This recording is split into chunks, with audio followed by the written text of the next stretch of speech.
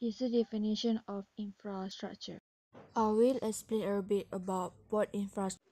Next is warehousing. The amount of warehouse storage space such as refrigerator influence their operation. Each port have a different space for warehousing, depend on what capacity of a lot they can enter at that port. Next is port infrastructure, crane, berth, and capacity. Crane is important in that port because crane can load goods from port to the ships, and berth is the location where the ship uh, are loaded at. There have a port capacity. Port capacity is the ability port to handle a certain amount and cargo volume. Each port have their own capacity. In Malaysia, I got this from TEU, the 20-foot equivalent units in Malaysia in 2019. There are 26 million capacity they can load container. Okay, next is port infrastructure. Usually built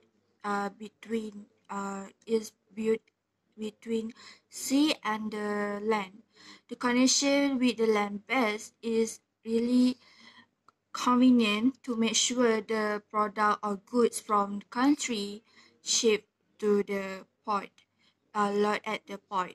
And generally, this port is between the sea and very big city like KL, JB, in the foreign countries such as Los Angeles, New York, and Santos. The another transport infrastructure is airport infrastructure, rail infrastructure, road infrastructure, and also warehouse infrastructure. I will explain airport infrastructure. Airport infrastructure have railways and taxiway. Each airport's infrastructure have a number length that determine which type of aircraft that fit with the land or railway and what the function is it. And each airport have a different house operation and also warehousing space. Some airport There are some airport that are famous in Malaysia such as KL A1, KL 2, and also in JB Senai. Next is rail infrastructure. Rail infrastructure or transportation is really convenient because they can load passenger and also goods. This rail have infrastructure such as wheel and also they use and also these vehicles are running on the track.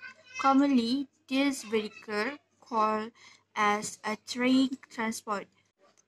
Road infrastructure is determined the length of the road and the percentage of this road can be used while we supply the product, and each the product we bring, we must make sure the capacity, how high our vehicle, how many they can load, and we need to make sure which road that does have a very bad traffic jam.